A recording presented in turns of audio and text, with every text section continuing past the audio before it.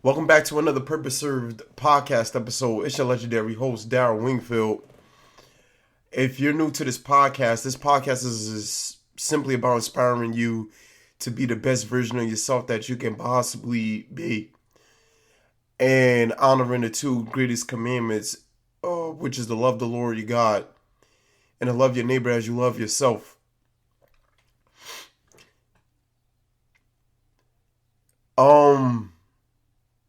I want to start this off by stating a quote from Carl Gustav Jung. In an interview, he says that man is a grave danger to himself.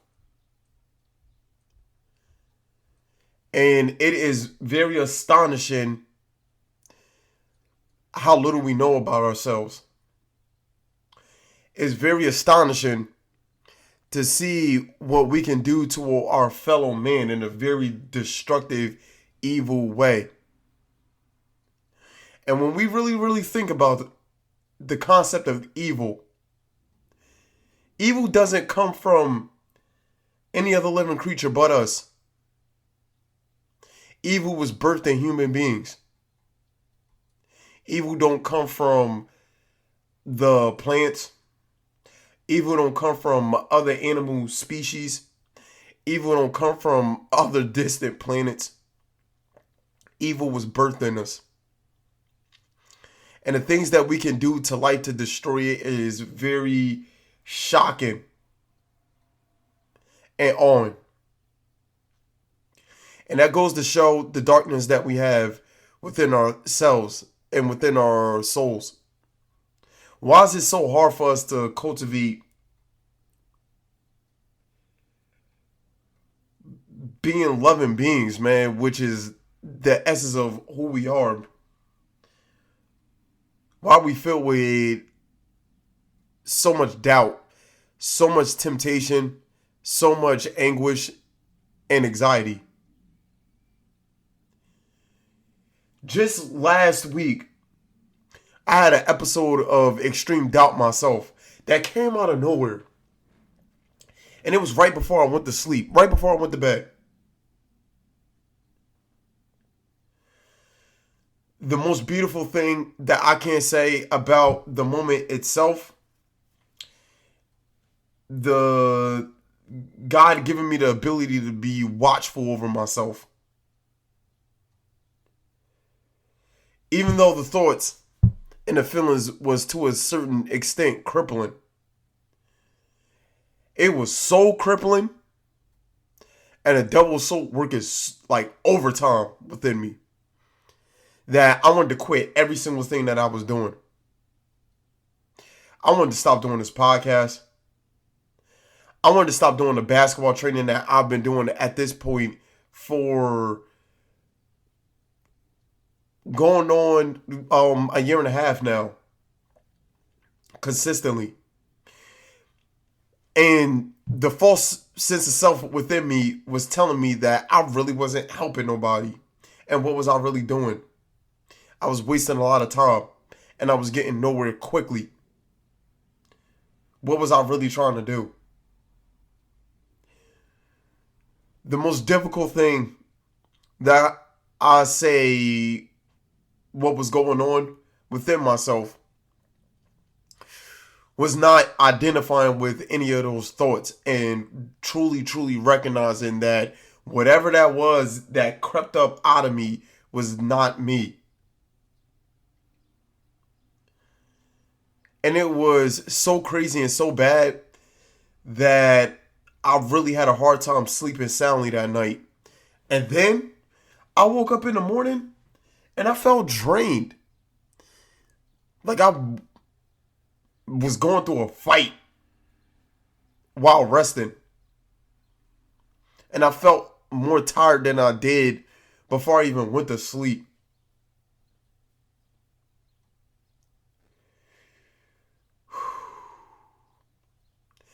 And that was so interesting to me. But I knew when I woke up that next morning, I had to put my back against the wall and not mind any of those things that happened to me internally and had that dictate my external world.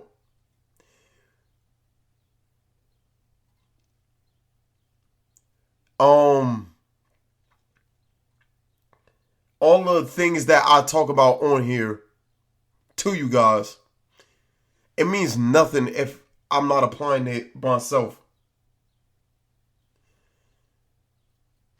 For those that's new to this, about 6 years ago, 5.5, I would say, one of my closest friends, Steve, who inspired me to do what I'm doing right now, and who also made the Purpose Served logo. We had a conversation on the next phase of our life. And I remember me specifically telling him that I was going to be the guinea pig for whatever this next phase is. Not knowing what I was getting myself into, not knowing what I was doing, but jumping into the fire.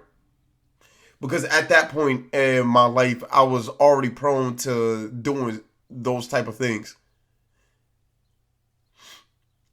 Even though those, for example, that moment in itself, I was filled with a lot of doubt, a lot of dread, and a lot of fear. Because I was embarking on new territory. That will happen to you guys. That 100% will happen to you guys. And a powerful thing that you can take with you along with your, or along on your journey, is being watchfulness. And those that's really seeking the truth, and those that's really seeking to see themselves for who they are, you're going to need this. You're going to need watchfulness. Watchfulness is going to give you qualities of self-control. It's going to give you self-restraint. You're going to know what's going on in your immediate environment. You're going to know what's testing you and tempting your spirit. And something in you is going to convict you on your actions, whether they align to what your purpose is or whether they are disharmonious to your purpose. And that's a blessing truly from God. Within these last couple of months myself, it's been ever clear that I've been being tested all across the board.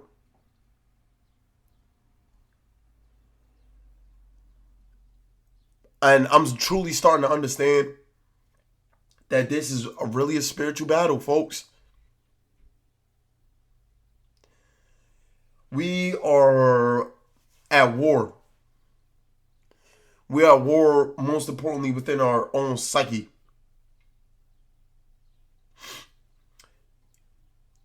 And we need a cure for our soul sickness. Because the direction that we're heading in is not good. It is spelling disaster because it's already here. We are at the shores of disaster. This is what makes this time extremely dangerous. This time is extremely dangerous because majority of people do not care.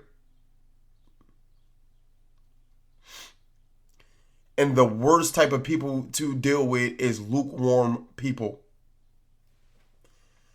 that see that everything around them is on fire and they on fire themselves and don't care that they're being burnt and the world around them is being burnt. There's almost nothing you could do to convince them to put the fire out.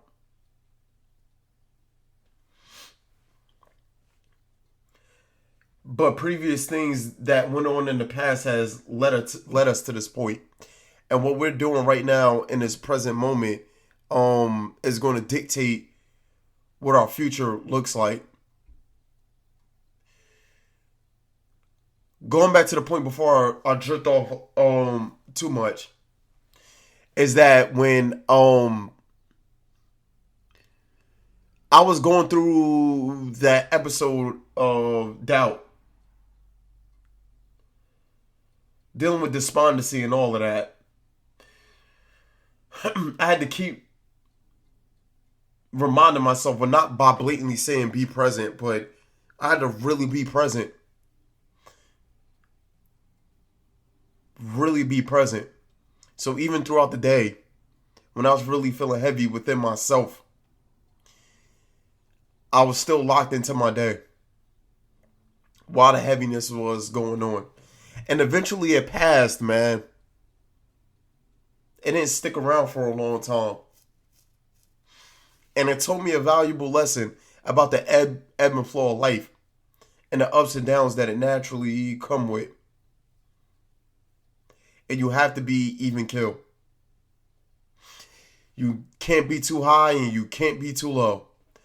And I learned that lesson a while ago from Kobe Bryant, who was one of the biggest inspirations in my life. And this is talking about his career high when he scored 81 points. And he was talking about being in a flow state and what that felt like. And essentially, he was saying that the moment, if he knew if he would have started thinking about what was going on and what was happening, that would have took him out of that flow that he was in.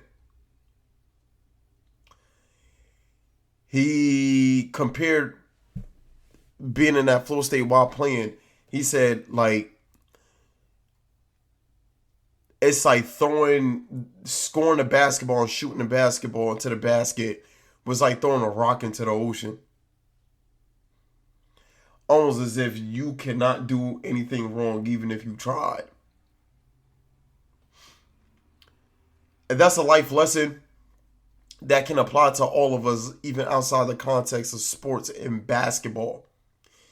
I think that that's why it's essential that every last one of us should make it our sole duty to find our purpose and live out our purpose.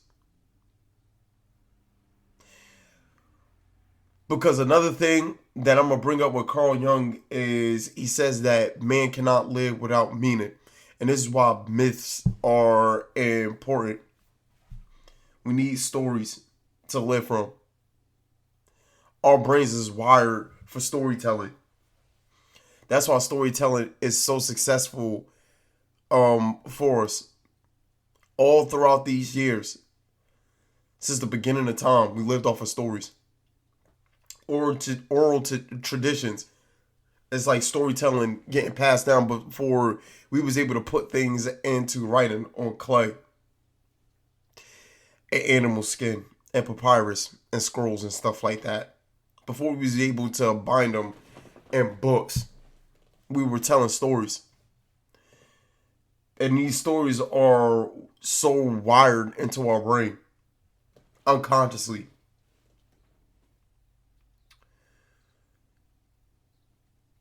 Our dreams, same thing. Our unconscious process of the way our mind works tells a story. In a way where it don't really make any sense. But it's still telling a story to begin with.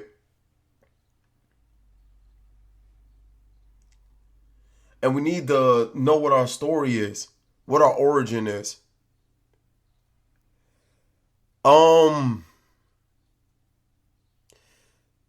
There's something from a painting by a French artist, and I can't think of it off the top of my head, but there's 3 distinct questions on this painting that I think that all of us unconsciously and consciously can't help but to think about. And the three questions are, where did we come from? What are we doing? And where are we going? Like, why are we here? What is our purpose?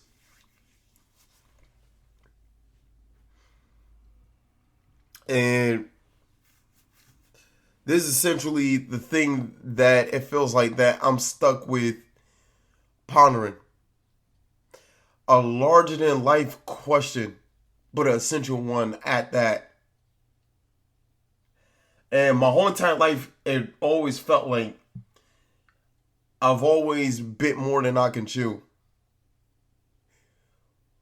But the levels that it pushed me towards is amazing. And it's beautiful. Because along the way, I am affecting people's lives in a positive way. And sometimes it's extremely hard to believe when people even tell me that. I really have a hard time believing, like, what? I helped this person? It really is a hard thing to believe. Sometimes I unconsciously feel as though I'll be falling short, which I do. And sometimes it feels like I failed with a lot of things and a lot of endeavors. Sometimes it feels like I waste a bunch of time procrastinating instead of getting things done in a timely manner when I know I should be getting it done. But at the end of the day, the most beautiful thing about life is as long as you got air in your lungs and you're breathing and you got a functioning and capable body, you can do so much. But once you die, that solidifies everything.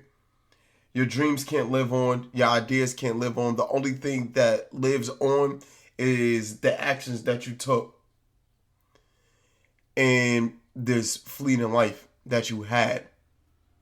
That's once your expiration date hit.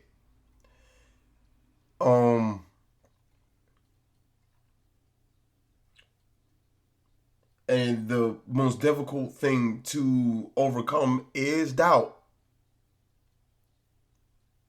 That really is the most difficult thing to overcome. But notice when that doubt hit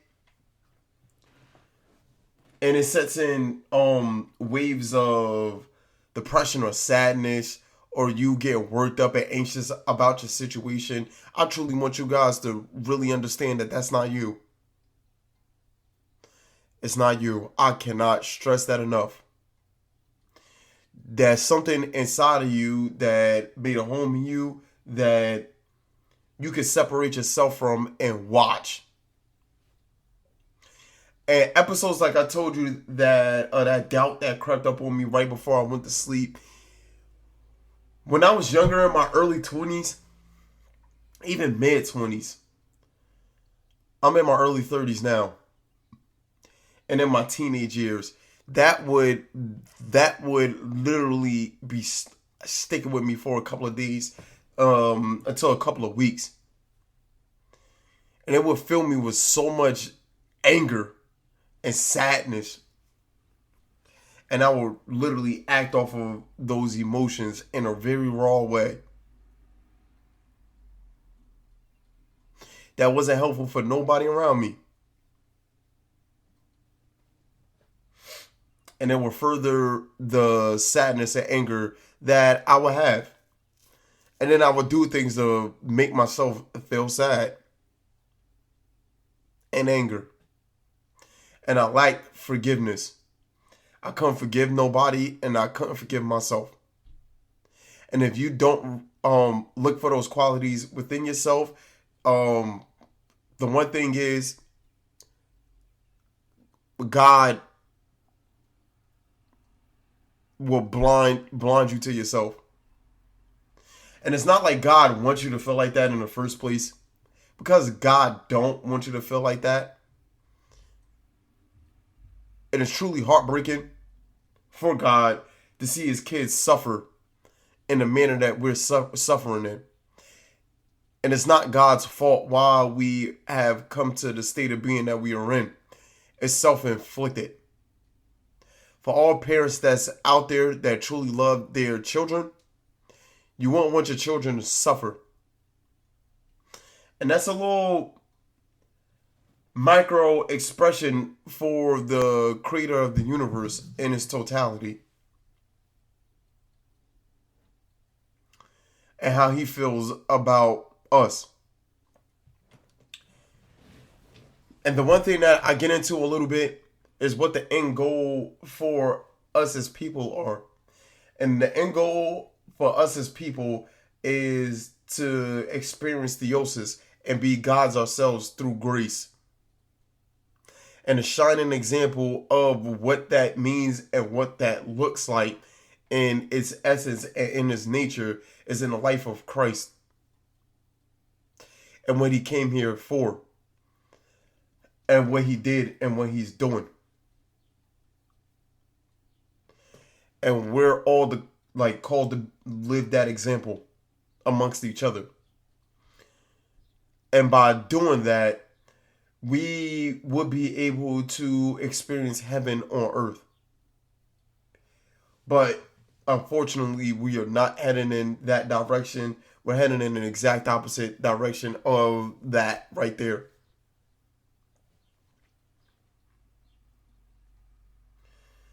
And I know that it's super heartbreaking for the creator of the universe to be seeing a living being that was made in his image and his likeness to be as savage as we are right now. And you wouldn't even think that that's the case with how far we've come along in civilization with technology and all of that. But all in all, we found swifter and more creative ways to essentially kill ourselves. You got to think about, for example, in the last 300 years, in regards to warfare, how advanced warfare got and the means of us killing each other. We went from bow and arrows, horseback, swords to straight machine guns that could wreck people apart in seconds. And nuclear weaponry that could wipe out a whole city. And that was going on at this point like 80 years ago. Imagine what we have now and the destruction that we can cause right now. Man, bro, pure evil. The things that people know is going on in regards to children and children going missing and what they do to children is pure evil. There's nothing godlike about it. And the closest thing to the kingdom of heaven is children. Because how pure they are in their nature and their conscience. And we spoil it the older that they get. And now that these kids have access to the internet and technology, man, they get tainted very fast. Very fast. We're experiencing brain rot on a very rapid level. And people have a hard time focusing and concentrating on the world and more importantly themselves. And we can't do anything without having our phones on us, which is messing up our ability to naturally connect with who's in the room. You know, this is the world that we're living in. So it's not surprising that people are filled with a lot of doubt and a lot of uncertainty, a lot of anxiety and depression and overwhelming sadness. It is not surprising, folks. The cure to all of this, the true cure to all of this is accepting truly what is. Forgive everybody that ever wronged you in your whole entire life. And being as present as you possibly can every single day. Because you literally don't have anything else. And do the best that you can to utilize your purpose and your gifts in this lifetime to help humanity, achieve theosis, union with God. I really don't have anything else to say to you guys for this podcast. This is a short one, but I love you guys. If you're facing that doubt and you're facing that uncertainty, please do the difficult task of separating yourself from those thoughts and those feelings and understand truly that they're not you and they're otherworldly. And God didn't place that in your spirit, but they're in your spirit and in your soul for a reason. And you need God for him to purge you from those thoughts and those feelings. And as long as you are in his flesh, that's going to come. But it's not the end all and be all. It's not. Seek the fruit of the Spirit and eat from the tree of life. I'm out of here, man. Deuces.